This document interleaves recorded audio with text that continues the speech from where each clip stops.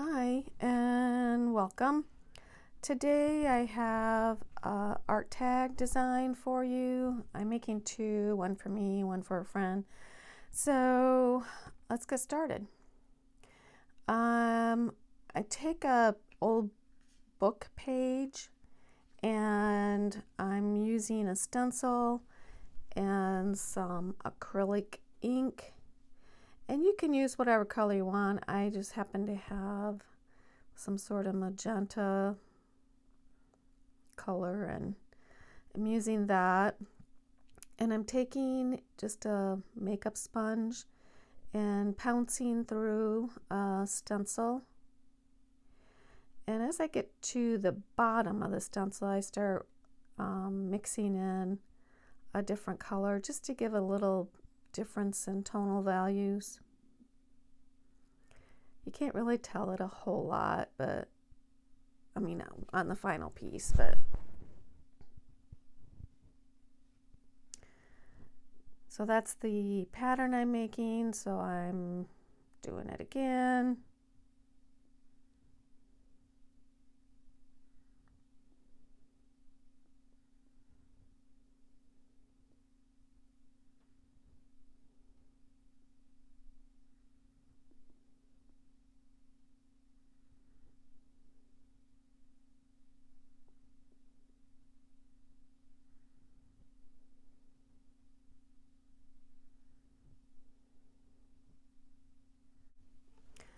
And I'm going to dry them.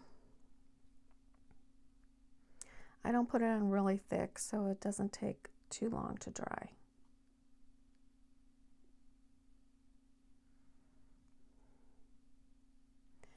And now I'm just kind of tearing what I want on my piece. Take my tag, that's about where I want it.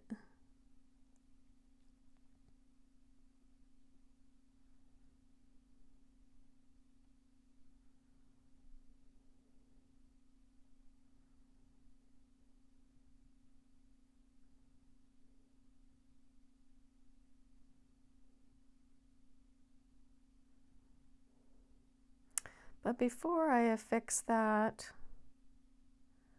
I'm going to add some more acrylic paint to the tag. And this is like a Naples yellow, I think. Looks a little peachy.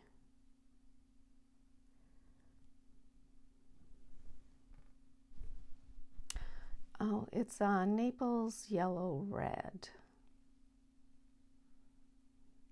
And I'm just using my finger because I kind of want it to look not like it was really painted precisely, just kind of slapped on.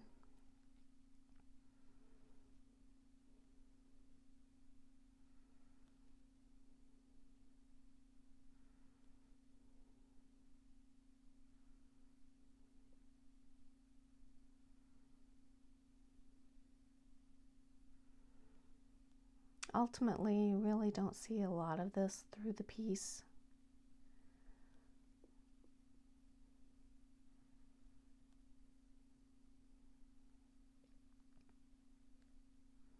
And that's, again, what kind of happens with mixed media. You're just layering it down, and sometimes you're covering up previous steps and you end up not even seeing them. And this is gesso, just kind of laying it so it's, again, looks kind of messy. And I end up grabbing some heavy gesso and laying some of that down, but I guess I don't do that right now. I'm adding some Payne's Gray.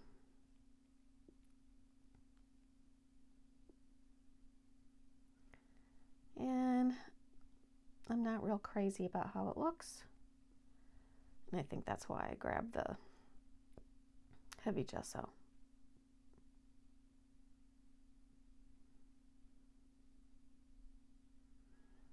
but that's just regular gesso still. I think I try covering some of that up with regular gesso and end up grabbing the heavy gesso because it really wasn't doing a very good job.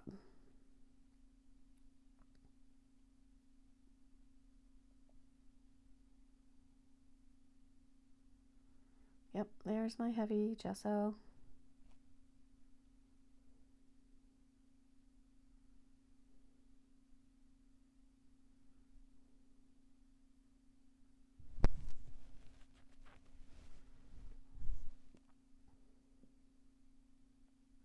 I don't want to see a lot of the black, but I just wanted a little bit of aging on the tag.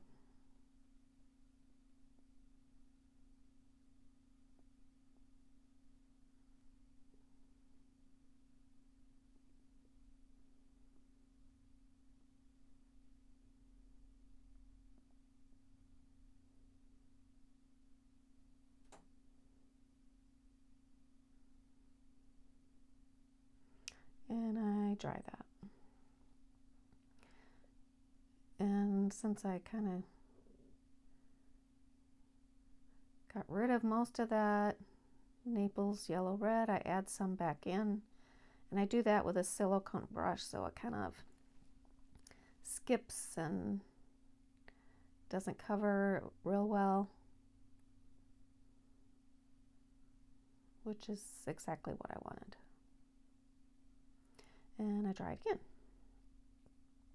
Now it's time for the book paper that has been painted with acrylic paint, and I just lay it down. I want to cover approximately half the tag, but not exactly half. I don't want it to look like it's half covered.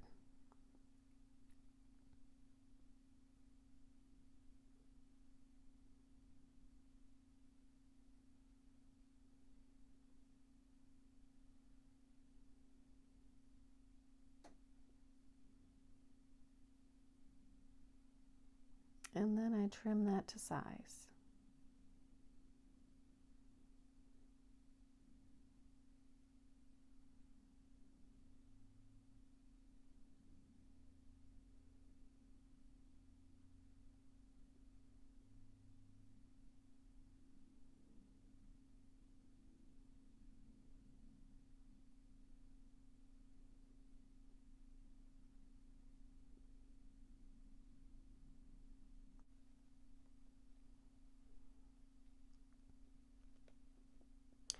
Now I'm going to do some stamping.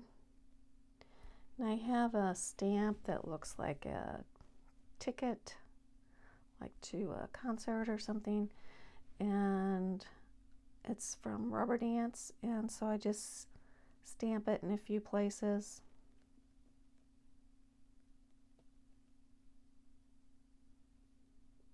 I'm not putting it on a block because I just want to put pieces of it on the tags.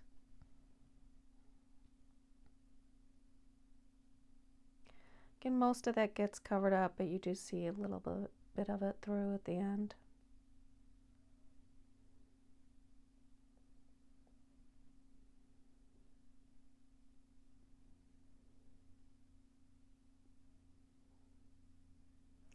And now I take some acrylic ink, and I'm going to add some water and use it as a splatter.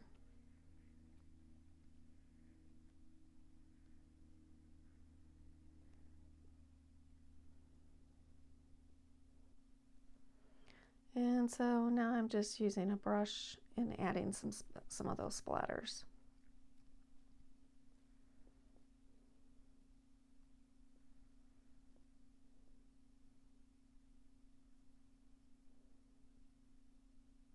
And it gets dried. And here I'm taking some pink acrylic paint and a cutout flower of a stencil, and I'm just adding some of that pink over top some of the orange.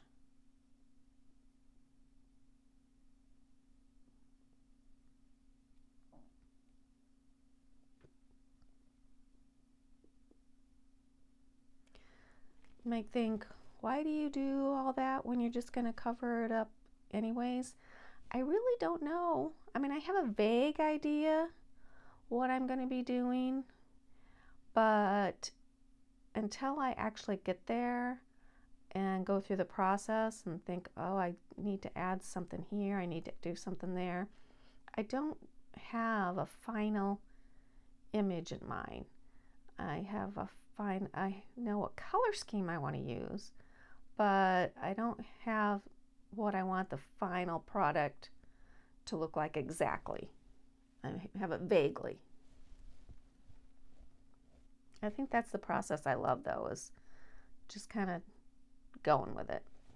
So I dry that, and I take a couple scraps of some collage paper from Idealogy. This is the Botanicals. And so I just take a couple scraps of that and add it to the left side there.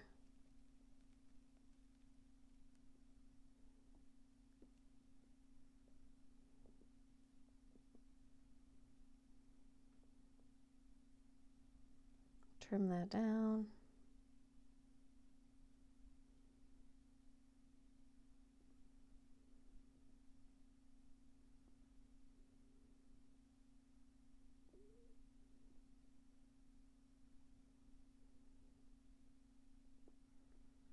And now I'm just adding some Liquitex matte varnish over the whole thing. I didn't need to do any fixer because none of this is water soluble.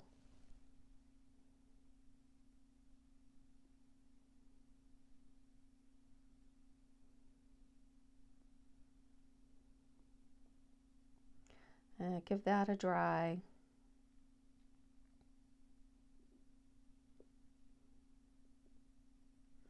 And these birds are going to be my focal point, and I cut them out on my Cricut on some mixed media paper, and I'm taking the stencil, it's a Stampers Anonymous stencil, and some Distress Oxide. This is Kitsch Flamingo. And I kind of move around the stencil because I wanted more coverage.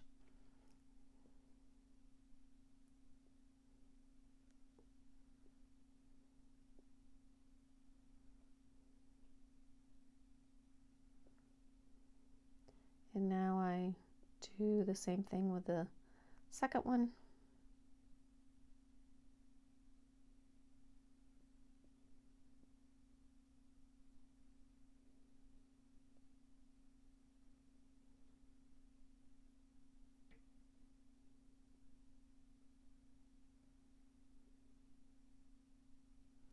And now I'm adding some wild honey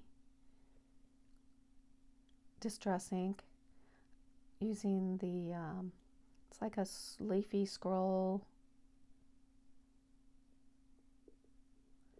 And again, I'm just moving it around so that it covers up a lot more than just keeping it in one spot.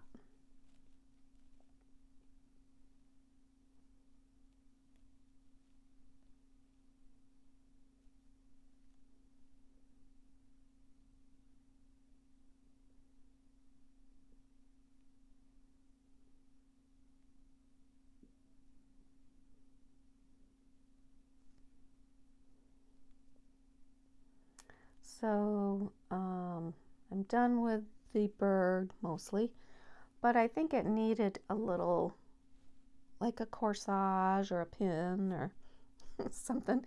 So I had these little floral stamps, and I decided just to stamp it and cut them out. I don't really do anything else with them, and just put them on the bird.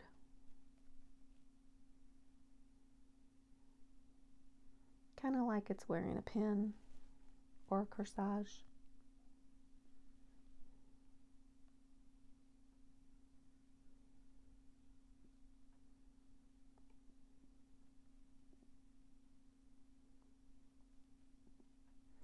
And this is where you're really going to go crazy, because I just felt like that top left corner needed something, needed a pop. And so I had this paper in my stash, and it was made, it's a piece of rice paper, and I just kind of, when I was using some distress ink, I would take my stencil and put it on rice paper to soak up some of the excess ink. And so I have a bunch of this that I can use for my collages. So I just stick it there in the left corner. You can still see my stamping through there a little bit, and that's actually perfect for me. But I love how that looks. Kind of makes it pop out. And then I seal that with the matte varnish. And then I glue on my birds.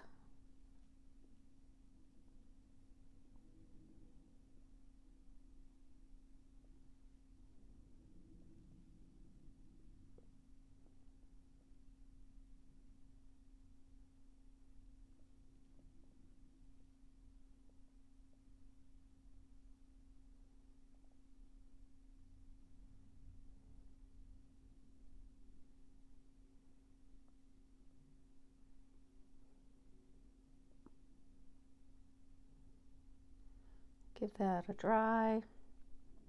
I'm buffing up my edges with black StazOn ink, and I had intended to do that to the birds before I glued them on. And so you'll see me take a black marker and just try to edge around them ever so carefully.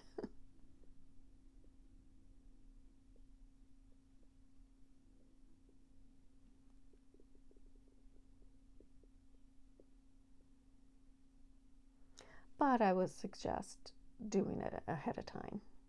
Then you don't have to be quite so careful about it.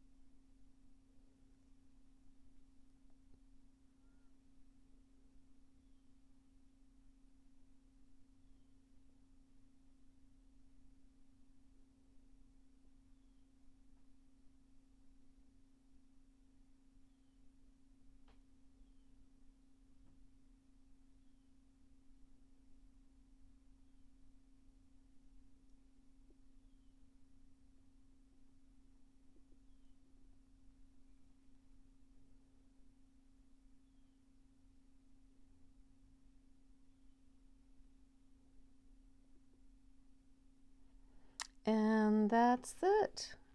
I hope you enjoyed it. Please subscribe and give me a thumbs up. Have a great day.